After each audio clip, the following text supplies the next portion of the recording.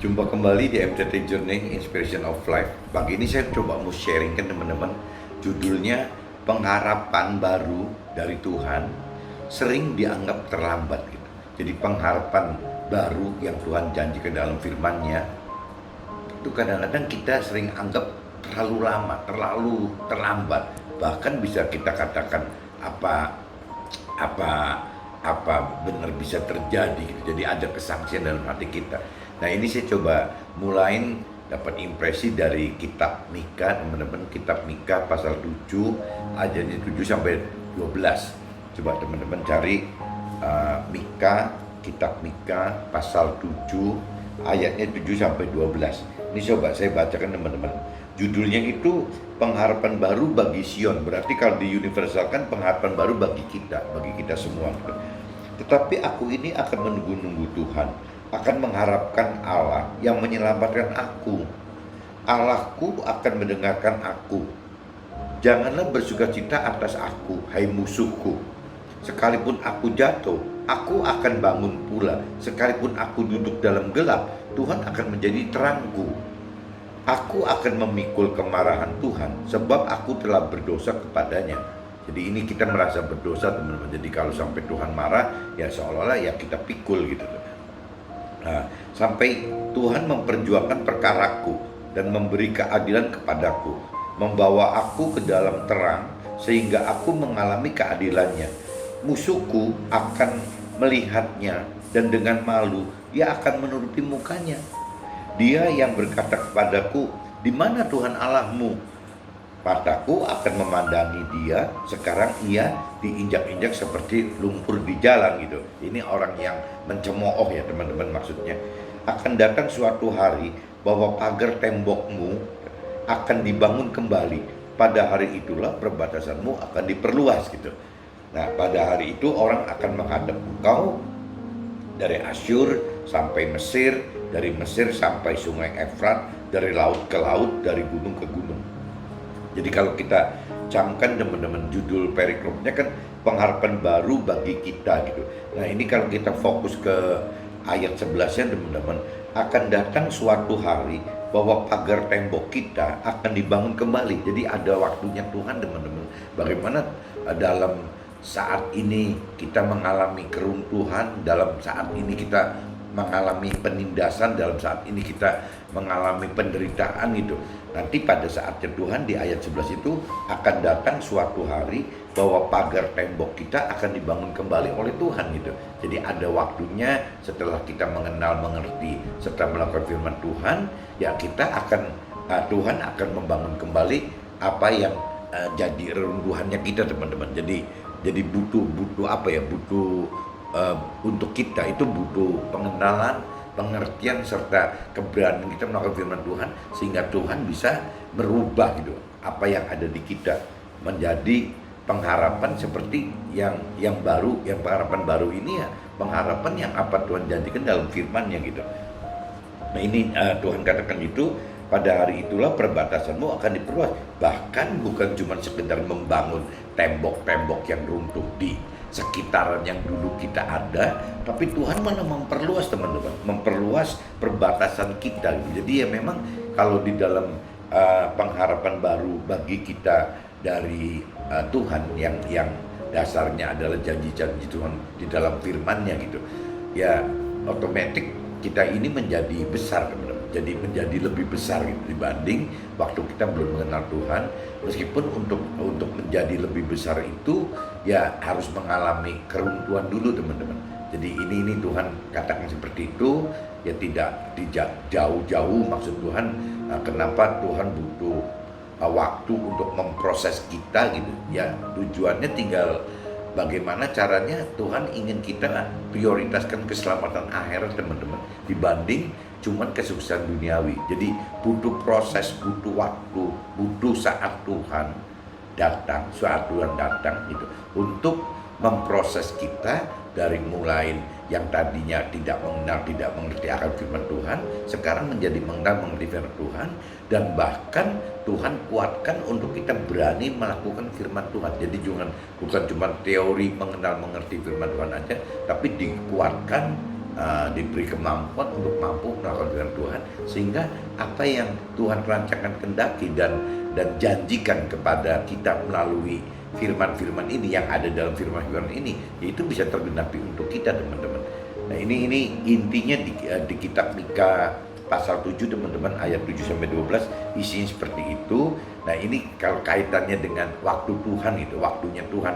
Ini saya coba juga kupas di Yohanes, teman-teman. Kitab Yohanes, coba teman-teman cari kitab Yohanes, pasalnya pasal 21, ayatnya 1 sampai 6. Ayatnya 1 sampai 6. Di sini judul perikopnya, Yesus menampakkan diri kepada murid-muridnya di pantai Danau Tiberias. Itu judulnya seperti itu. Nah, ini saya bacakan. Kemudian Yesus menampakkan diri lagi kepada murid-muridnya di pantai Danau Tiberias, dan ia menampakkan diri sebagai berikut. Di pantai itu berkumpul Simon Petrus, Thomas yang disebut Didimus, Nathanael dari Kana yang di Galilea, anak-anak Zebedius, dan 2 orang muridnya yang lain gitu. Jadi ada beberapa orang yang kumpul di situ. Kata Simon Petrus kepada mereka, "Aku pergi menangkap ikan." Kata mereka kepadanya, "Kami pergi juga dengan engkau." Mereka berangkatlah lalu naik ke perahu. Tetapi malam itu mereka tidak menangkap apa-apa. Jadi mereka coba mencari ikan, teman-teman, dari semalaman gitu. Dari malam dia mencari ikan sampai besok paginya nggak dapat apa-apa gitu. Nah, ketika hari mulai siang, Yesus berdiri di pantai, akan tetapi murid-murid tidak tahu bahwa itu adalah Yesus gitu. Kata Yesus kepada mereka, "Hei anak-anak, adakah kamu mempunyai lauk pauk?" Jawab mereka, "Tidak ada," gitu. Maka kata Yesus kepada mereka, "Tebarkanlah jalamu di sebelah kanan perahu, maka akan kamu peroleh." Lalu mereka menebarkannya, dan mereka tidak dapat menariknya lagi karena banyaknya ikan. Nah, ini proses cara kerja Tuhan itu seperti itu, teman-teman. Jadi kalau kita ibaratkan Petrus dan teman-temannya menjala ikan gitu. Jadi Petrus itu kan nelayan, teman-teman. Jadi dia itu sudah biasa menangkap ikan gitu. Dia itu memang jagoannya, expertnya, ahlinya dalam hal menangkap ikan gitu. Nah, dia udah semalaman, teman-teman. Udah semalaman coba menjala ikan gitu di Danau Tiberias ini, tapi nggak dapat satu ekor pun gitu. Nah, waktu Yesus katakan, "Coba tebarkan di sebelah kanan perahunya," gitu. Tuhan Yesus katakan seperti itu. Coba ini benar, "Tebarkanlah jalamu di sebelah kanan perahu, maka kamu akan peroleh." Nah, dalam hati si Petrus kan pasti berpikir, Yesus kan bukan ahlinya dalam soal menangkap ikan gitu. Yesus itu kan ahlinya dalam membuat perabotan kayu gitu, jadi bikin furniture gitu. Lah, apa urusannya orang tukang kayu bisa ngatur orang yang tukang jala ikan gitu. Di dalam hati Petrus seperti itu. Jadi tapi karena Petrus taat gitu, taat apa yang Tuhan inginkan, ya akhirnya dia coba seperti itu. Nah, kalau kita perbandingkan, teman-teman, kalau misalnya Petrus semalaman mencari ikan 1 ekor pun tidak dapat gitu, sampai paginya tidak dapat. Sedangkan waktu Yesus katakan seperti itu, ya langsung terjadi, teman-teman, langsung terjadi, sontak langsung terjadi gitu. Ditarik banyak sekali ikannya gitu. Nah, kita maknai, teman-teman, kalau Yesus itu kan adalah firman yang hidup gitu. Jadi bagaimana caranya kita dengarkan kata-kata Yesus itu sama aja dengan kita mendengarkan firman gitu, teman-teman. Nah, ini waktu si Petrus ini meskipun ada kesangsian dalam arti kecil, secara rasio tidak mungkin seorang Yesus tukang kayu bisa lebih ahli dibanding Petrus yang memang turunannya penjala ikan gitu. Nah, si Petrus kan ada kesaksian dalam hati seperti itu, tapi tetap Petrus taat gitu, taat kepada Yesus, sehingga dia ikutin apa perkataan Yesus. Nah, ini saya garis bawahi, perkataan Yesus zaman kita sekarang adalah firman Tuhan gitu. Jadi Yesus itu adalah firman yang hidup, karena waktu itu kan tidak ada kitab suci, teman-teman. Jadi yang ada kan cuma kata-kata dari Yesus saja gitu. Nah, itu firman yang hidup. Nah, kalau sekarang kita sudah punya kitab suci, ya bahkan di seluruh agama seperti agama Muslim pun punya kitab Al-Quran, itu kitab suci Al-Quran. Jadi sebenarnya kita sangat beruntung, teman-teman, hidup di zaman sekarang itu sudah punya kitab suci. Nah, masalahnya apakah kita memanfaatkan kitab suci itu tidak untuk pedoman hidup ya waktu kita menjalani kehidupan ini gitu. Jadi banyak orang yang punya kitab suci ya biasanya cuman ya seperti jimat aja teman-teman, ditaruh di di kamar, di rumah, atau mungkin ditaruh di kantor gitu. Ya cuma sebagai jimat seolah-olah ini untuk tolak bala gitu, untuk tolak setan, tolak iblis gitu. Ya jadi kacau teman-teman. Jadi isinya nggak kenal gitu. Jadi apa isi kitab suci itu tidak mengenal, apa yang isi dalam kitab suci itu tidak dimengerti, dan ya boro-boro kita mau melakukan yang mengenal mengerti aja tidak gitu. Nah ini di dalam kitab Yohanes 21 ini teman-teman, kitab Yohanes pasal 21 ini ya khususnya di ayatnya yang ke-6 teman-teman, ayat ke-6, yaitu dinyatakan bahwa Petrus itu taat melakukan perkataan Yesus gitu. Berarti apakah kita bisa nggak taat melakukan perkataan Yesus dalam bentuk firman Tuhan gitu? Kalau waktu itu kan firman yang hidup, Yesus itu kan firman yang hidup. Tapi karena Yesus sudah ada kembali di surga gitu, jadi akhirnya kita katakan ya firman Tuhan sekarang yang kitab suci kita yaitu perkataan Yesus gitu, sama aja firman yang hidup. Jadi kita berani nggak seperti Petrus taat melakukan apa yang diperintahkan dalam firman itu? Nah teman, kembali lagi yang sebelumnya saya katakan ya, untuk taat melakukan firman Tuhan itu ya harus mengenal mengerti dulu teman-teman. Kalau tidak mengenal tidak mengerti, bagaimana kita mau taat melakukan? Ini selalu saya sharingkan, kan saya katakan begini, jangan cuma di mulut kita percaya sama Tuhan, tapi mengenal firman-Nya pun tidak gitu, mengenal firman Tuhan pun tidak, mengerti firman Tuhan boro-boro, lah bagaimana mau melakukannya gitu. Nah ini yang teman-teman coba harus sadar gitu, bagaimana kita hidup harus berubah mumpung belum mati teman-teman. Kalau kita sudah mati, bagaimana kita mau belajar untuk mengenal mengerti akan firman Tuhan gitu. Apalagi bagi orang-orang yang sudah usianya masuk ke masa pensiun seperti saya gitu, umur 55 ke atas. Nah ini terlalu resiko teman-teman kalau kita tidak mempelajari secepatnya gitu, karena usia dunia kitanya, usia tubuh kitanya itu bisa ada batas teman-teman. Nah masalah nanti Tuhan kasih umur kita berapa ya itu kan susah teman-teman. Cuman kalau kembali ke firman lagi, parameternya 70-80 tahun gitu, parameternya seperti itu. Nah kalau teman-teman di Muslim, teman-teman kalau sharing dengan saya malah katakan ya parameternya adalah Nabi Muhammad gitu. Nabi Muhammad itu 63 teman-teman, jadi lebih dekat lagi gitu. Jadi ya intinya kalau sudah ya lebih baik dari muda ya, dari muda misalnya dari dewasa, umur dewasa gitu, usia dewasa ya sudah harusnya belajar untuk mengenal mengerti firman Tuhan itu. Kalau masalah masih di bawah 14 tahun gitu ya biasanya kan orang tua yang lebih mengajar gitu, gini ada gitu beberapa anak yang istimewa sekali gitu ya, umur belum 10 aja sudah benar-benar menggeluti firman Tuhan ya ada, tapi sedikit. Tapi kalau bicara majority ya biasanya setelah 14 ke atas, nah orang ini mulai harus diperkenalkan lebih dalam ya akan firman Tuhan gitu, sehingga mereka bisa punya pengertian yang maksimal akan firman Tuhan. Nah karena dalam prakteknya nanti yang paling sulit teman-teman bukan hanya belajar mengenal mengerti saja teman-teman, yang paling sulit itu bagaimana melakukannya teman-teman. Jadi kalau kita sudah banyak kedalaman pengenalan akan firman Tuhan dan kedalaman pengertian akan firman Tuhan itu sudah terjadi di dalam kita, pasti teman-teman akan segera menghidupkan roh Tuhan yang ada dalam kita. Kalau roh Tuhan ini tidak hidup, untuk mencari arti firman Tuhan aja nggak mudah, apalagi melakukannya. Jadi tetap harus melibatkan roh Tuhan yang ada dalam kita, yang Tuhan telah kasih di dalam roh kita gitu. Jadi roh Tuhan ada dalam roh kita. Nah ini harus segera kita hidupkan. Saya sudah bacakan teman-teman, jadi dua cuplikan dari kitab Mika 7 dan Yohanes 21 ini teman-teman. Nah ini saya coba masuk ke dalam apa yang saya alami dalam hidup nyata saya, dalam hidup realita hidup saya gitu. Seringkali kita merasa mengharapkan janji Tuhan itu terlambat, bahkan dapat berakhir dengan kecewa kepada Tuhan gitu. Jadi kita lihat, kalau kita sudah mengerti akan firman Tuhan, berarti kan kita tahu teman-teman apa janji-janji Tuhan itu. Nah Kalau yang belum kenal ceritanya lain gitu. Ini bagi yang kita sudah mengenal, sudah mengerti janji Tuhan gitu. Ya, itu aja masih terkendala dengan masalah penggenapannya, teman. Jadi butuh waktu untuk menggenapi itu.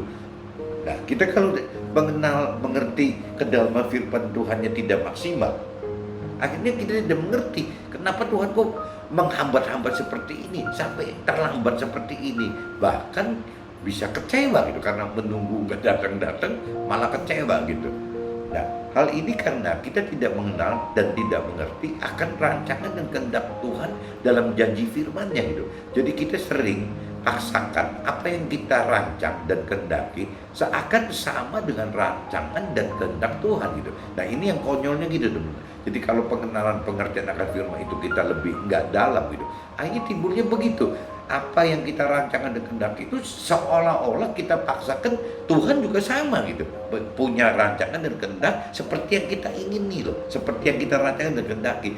Jadi konyol, teman. Jadi parameternya siapa gitu? Apakah kita mengikuti rancangan kehendak Tuhan, atau Tuhan yang harus dipaksa untuk mengikuti rancangan dan kehendak kita gitu? Nah, ini kacau kalau sampai kita tidak mengenal, tidak mengerti firman Tuhan gitu. Nah, bahkan yang tadi saya katakan, sudah mengenal mengerti firman Tuhan pun kadang-kadang butuh kedalaman gitu, kedalaman pengenalan dan kedalaman pengertian akan firman Tuhan, khususnya pengertian, teman-teman. Kalau masalah mengenal itu kan mungkin dengan kemauan kita yang menggebu-gebu gitu, ya kita bisa lebih mengenal, lebih banyak membaca firman segala macam. Tapi untuk mengerti, teman-teman, rasanya nggak mudah gitu. Jadi tidak cuma cukup dengan mau saja, kita harus mampu mengerti. Nah, untuk mampu mengerti itu yang tadi saya katakan, harus melibatkan Roh Tuhan di dalam kita, harus menghidupkan Roh Tuhan di dalam kita sehingga Tuhan hidup di dalam kita.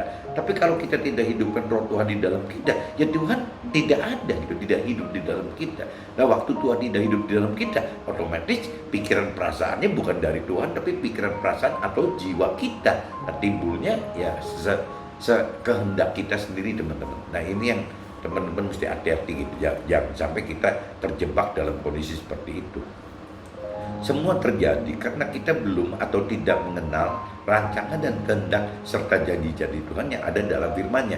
Nah, ini karena kita tidak, mungkin ada sebagian orang yang tidak mengenal, teman-teman. Jadi yang misalnya cuman yang tidak dalam Tuhan gitu, tidak percaya Tuhan, atau kalau percaya Tuhan tapi tidak hidup di jalan Tuhan, berarti dia nggak punya pegangan firman. Bagaimana dia mau tahu bahwa ada jalan Tuhan yang harus seperti ini, seperti itu gitu.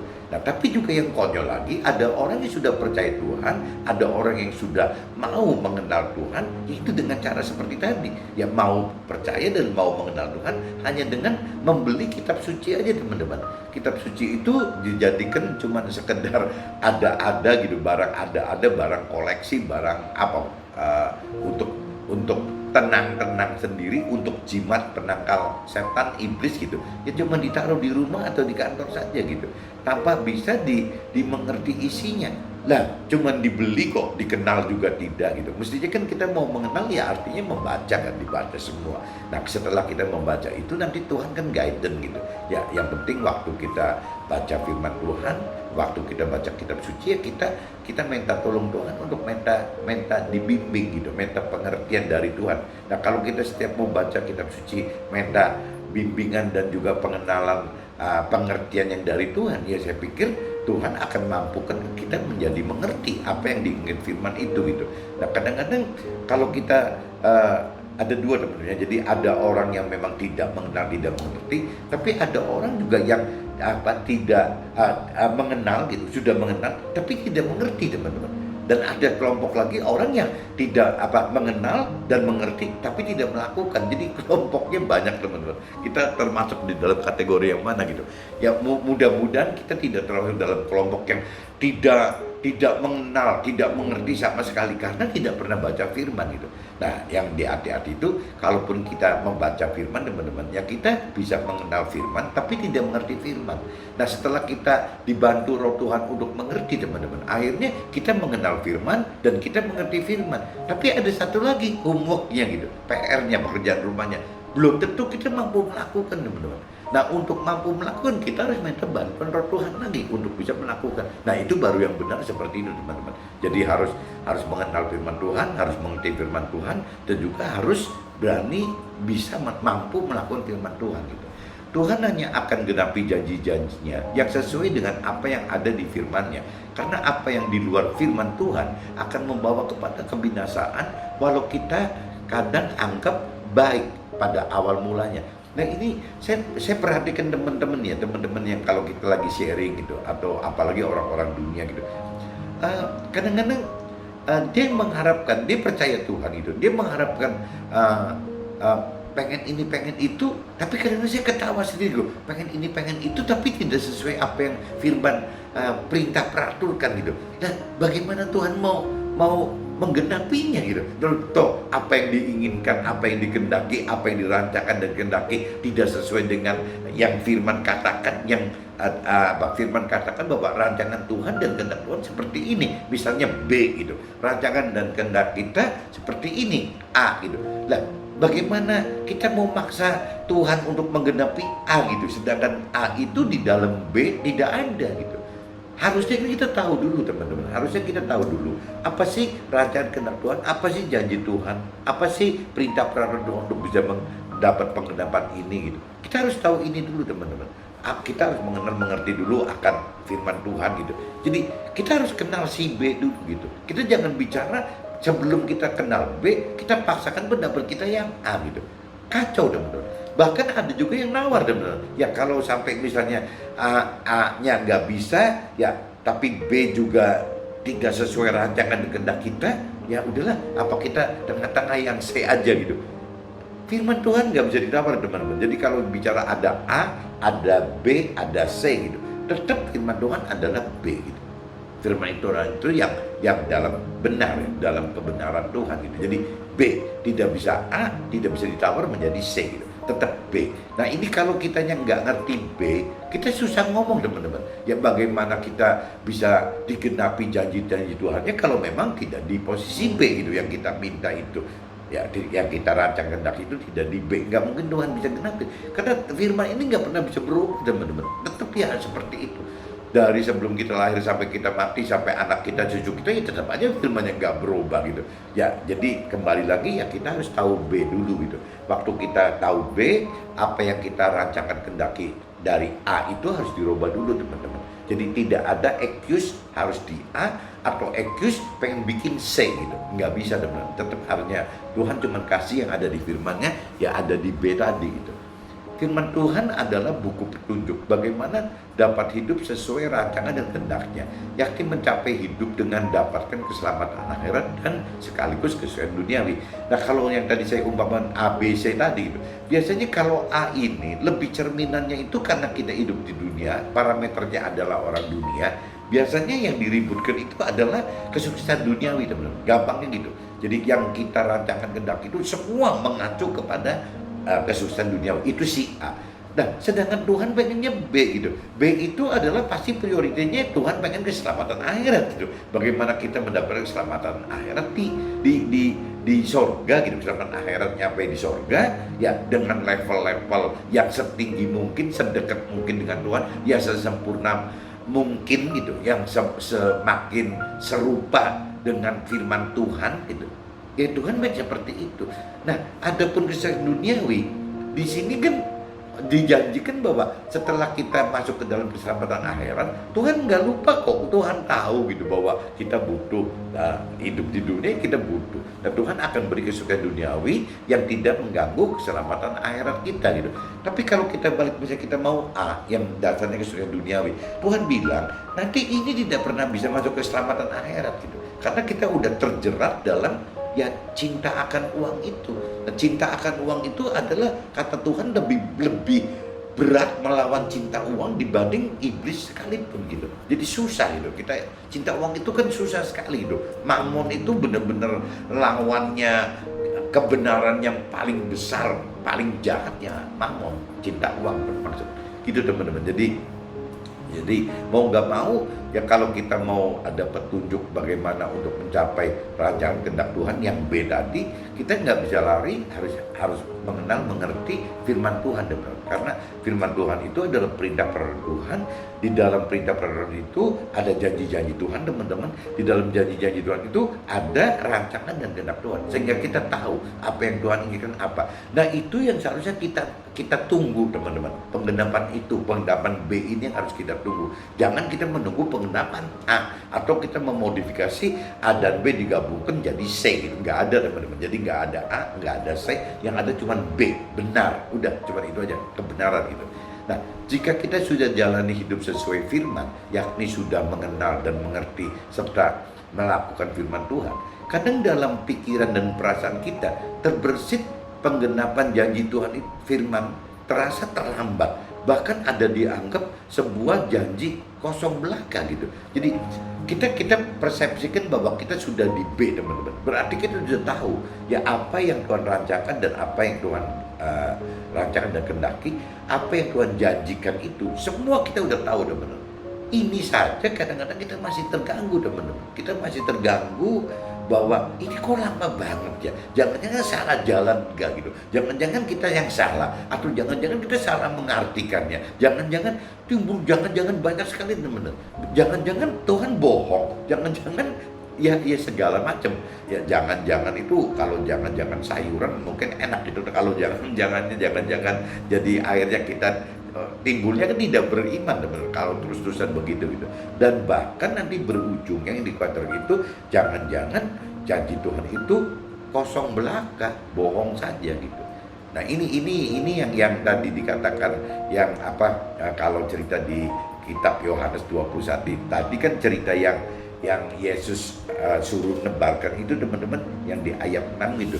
Ya kalau Petrus waktu itu tidak percaya, bohong lah, mana bisa sih anaknya tukang kayu bisa nangkap ikan gitu. Ya kalau Petrus tidak melakukan firman itu, ya Petrus tidak akan mendapatkan ikan gitu. Intinya gitu. Jadi kalau kita tidak mentaati perintah peraturan Tuhan gitu, ya kita tidak bisa mengharapkan penggenapan janji Tuhan itu pasti. Nah, kalau kita tidak mendapatkan penggenapan janji Tuhan, ya pasti kita tidak masuk dalam rancangan dan kehendak Tuhan.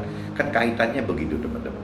Jadi butuh iman untuk melakukan firman dan menunggu penggenapan janji-janji Tuhan untuk membangun, bahkan memperluas buah dari kehidupan kita gitu, pada saat waktunya Tuhan datang gitu. Jadi waktunya waktu datang waktunya Tuhan gitu. Jadi pada saatnya Tuhan maksudnya. Jadi datang waktunya saatnya Tuhan, ya berarti nanti penggenapan itu terjadi. Nah, Tuhan karena benar-benar menunggu buah itu kan buah yang maksimal sekali, teman-teman. Jadi bagaimana caranya supaya kita bisa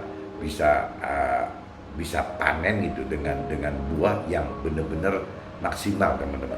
Nah, ini yang saya rasakan seperti itu, teman-teman. Kadang-kadang sampai kita kadang-kadang proses Tuhan itu kenapa terkesan terlambat, terkesan menunda-nunda gitu.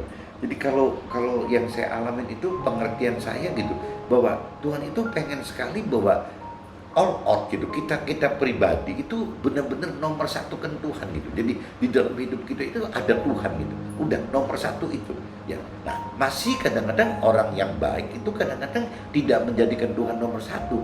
Jangan-jangan di bawah alam sadar, di pola pikir, di ucapan, seolah-olah terkesan Tuhan nomor satu gitu. Tapi dalam prakteknya mungkin enggak. Orang baik itu ya jangan-jangan masih menomorsatukan keluarga, teman-teman. Jadi seorang suami masih menomorsatukan istri, masih seorang orang tua gitu, suami istri masih menomorsatukan anak-anak gitu.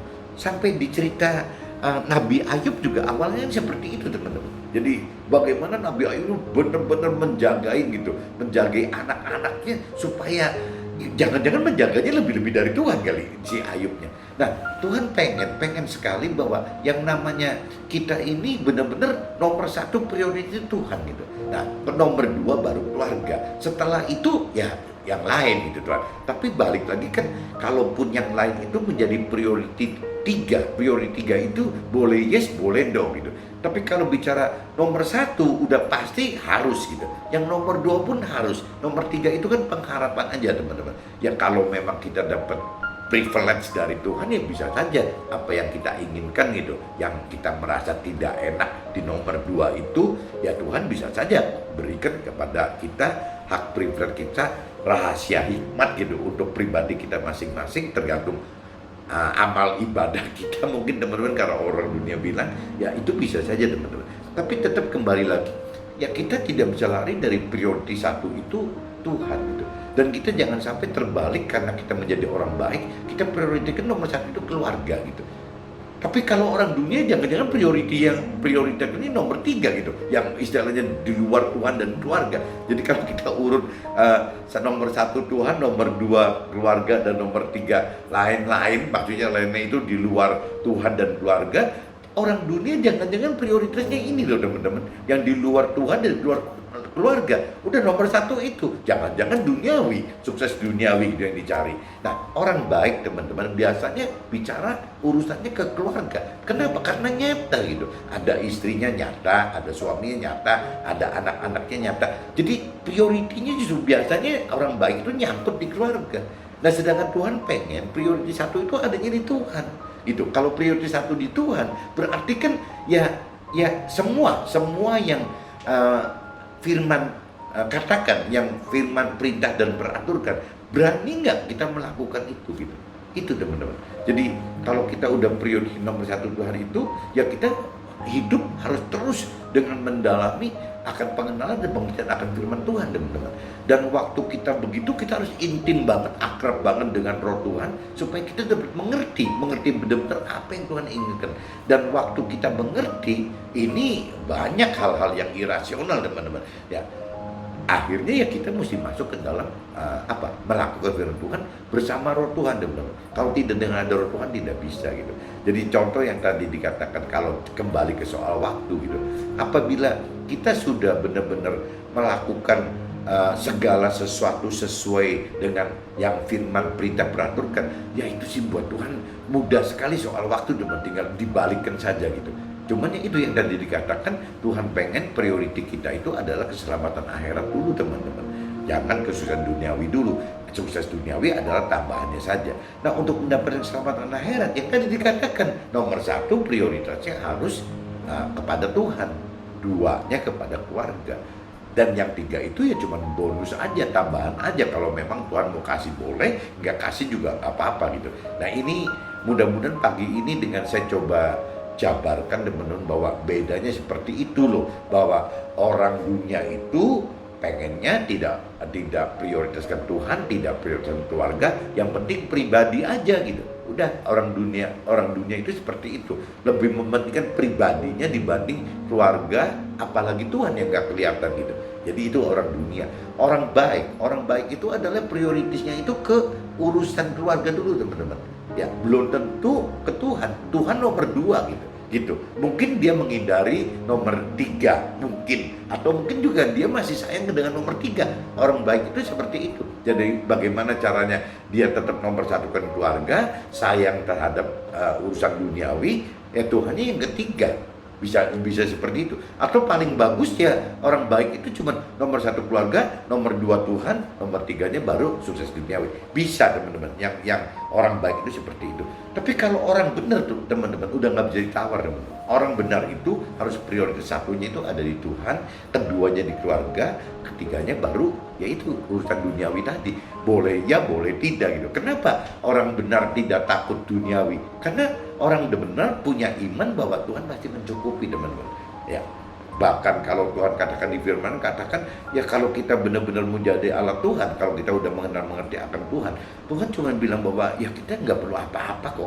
Orang kaya pun disuruh jualin semua untuk menyumbang fakir miskin gitu. Dan Tuhan cuma minta kita bawa baju aja 1 katanya. Ya kalau nggak perlu 2, nggak usah bawa apa-apa gitu, nggak bawa modal, udah jalan aja gitu. Kalau memang kita mau melayani Tuhan, ya kondisi itu seperti itu.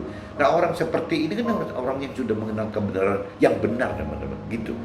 Mudah-mudahan pagi ini saya coba jelaskan begini. Jadi kembali lagi ya, kalau judulnya pengharapan baru dari Tuhan itu ya pastikan bagaimana kita transformasi dari hidup lama kita menjadi hidup baru kita. Nah, hidup baru kita ya nggak jauh-jauh, ya butuh firman Tuhan dan butuh roh Tuhan itu untuk menghidupkan bagaimana kita mampu melakukan perintah-perintah Tuhan, dan kita mampu mengenal mengerti akan janji-janji Tuhan, dan kita juga mengenal mengerti akan rancangan dan kehendak Tuhan, sehingga kita masuk ke dalam apa yang Tuhan rancangkan dan kehendaki. Oke, mungkin cukup begini teman-teman. See you, bye-bye.